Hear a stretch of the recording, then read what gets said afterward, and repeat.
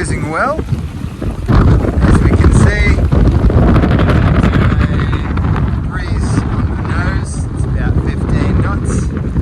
We got clear sunny skies, which is nice. Stepping in, such a fantastic space with the extended hardtop, twin opening hatches above, gives you full protection from the elements and creates a very comfortable space. You've got your little day lounges over on the starboard side, enclosed cockpit for safety at sea, nice tended davit system on our arch. It also gives us plenty of space for our solar. Now over at the helm, we've got Ian at the helm. It's a twin helm seat, very comfortable, great space, and the visibility from that helm position, you're looking through the glass windows, is clear. You've got hardly any blind spots, and of course you can look through your opening hatch to sight the main. We're cruising well. How are we sitting in? We're doing pretty well, just going under the port motor, doing 5.1 knots into current and 14 knots of wind. Very, very comfortably, 2,500 revs. Fantastic. Like to work the motors hard rather than run on two. Just do on one and then you can alternate if you were cruising. It's better for the motors. Absolutely, and you get a lot longer range with fuel efficiency. Absolutely. Fantastic spot once again. Moving forward, you've got our two-stage decks. So all the stanchions being previously reinforced with backing plates down below create a nice space to walk forward, or of course you've got a flat contour on top of your line here. All your lines, halyard sheets running back through deck organisers to the helms and colour coordinated to keep it nice and easy. Huge big wide decks out here, so it makes for a comfortable spot to sit back and enjoy, or easy access to get to any of your equipment. They've been recently repainted with all the margins for our non-skid, which is lovely. And of course at the bow you've got your furling headsail, which we've been using earlier, and if you've got some lighter wind conditions, you've got a wonderful screecher on an endless furler. Moving forward, when it comes to accessing the foredeck, two deck lockers up here, which is great. The life raft sits securely, just in the space there, anchor chain below. I do like this catwalk, it's nice and wide, that gives it lightweight. You can easily sight your anchor here, access to the bridle, and your prodder sits quite a way out, giving you that extra sail area on the screecher.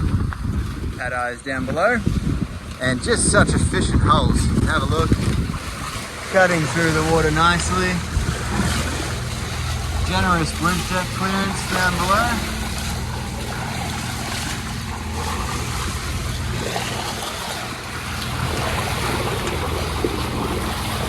Here we go, slicing through. Wonderful. Of course, we'll have a better look at the hull shape, and you can see the lateral stringers under the bridge deck when she's up on the hard. For now, that's what we've got. Good deck layouts. So, easy to get around, plenty of hatches, plenty of visibility. And stepping on, you can see the pulleys for your redirects, for your slab reefing, all there. And on top of the hardtop, we've got our solar array. So, all fixed panels, and you've got plenty of room if you want to add more. Okay, now going through the interior walkthrough. First thing we'll note is fantastic and smooth transition from the cockpit through to the saloon area. You're not looking through double perspex as you look through from the helm, because they're removable panels on both port and starboard. Stepping through, the first thing to note is of course open space and visibility.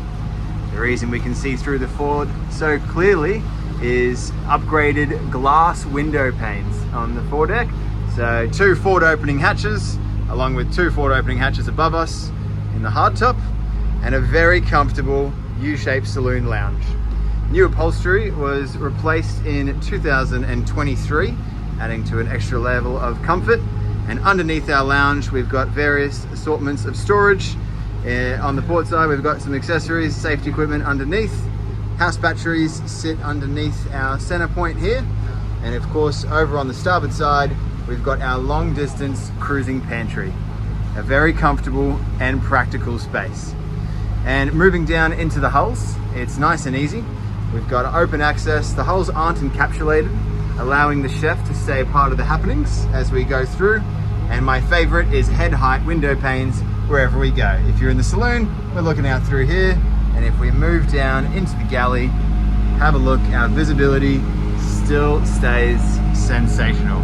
So fixed panes here. It is our benchtop galley. It's a very functional 3-burner SMEV, stove and oven, double stainless sinks, and a whole array of storage shelves that are always within reach. Sort it however you will. Just on the starboard side here, we've got our deep freezer that's in bench. And as I move forward, plenty of lovely storage shelves and cupboards all the way through. We've got our upright bar fridge just here. Moving forward, we've got a single crew berth in the starboard bow. Also could act as a fantastic storage array. You've got an ensuiteed head just underneath our single berth. Here's where our little Weber Q sits, an ensuiteed vanity. So great if you have guests or a fantastic storeroom. And just over on top of the bridge deck sits our double berth. So dual Sirocco fans, forward opening hatch and 2 lights. Makes for a nice comfortable spot with easy access with our carpeted stairs.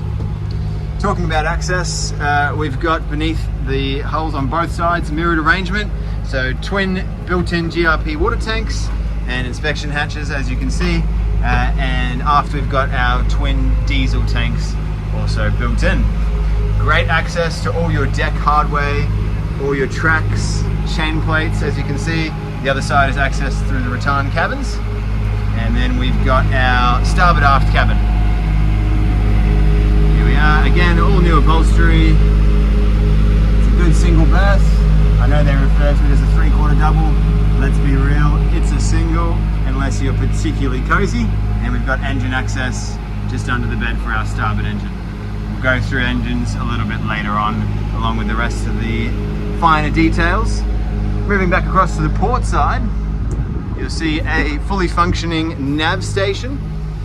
So all your access to your control panels, USB outlets, same with 240, your bilge alarms, all through here, neatly labeled and accessible. You've got your Victron Energy battery monitoring system, VHF, and a whole array of nav gear that we'll have a look at later. And that's it.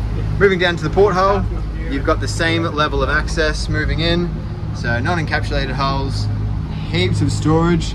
This becomes your storage midships area, full library, spares, whatever you want it to be. There is room for it. There is a whole range of cruising spares on board, seeing as the boat is turnkey ready to go. She comes equipped with all the necessary hardware tackle that you might wish to have with you for your extended trips.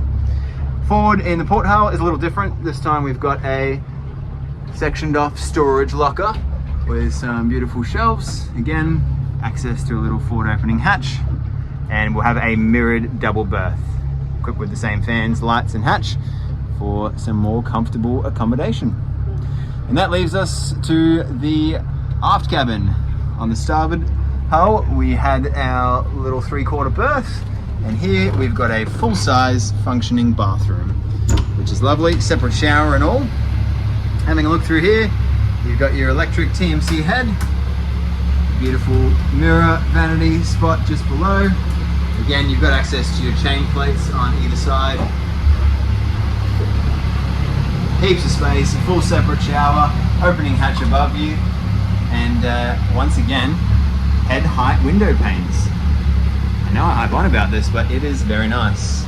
And behind this door, it'll be rather loud right now, but is access to our engine.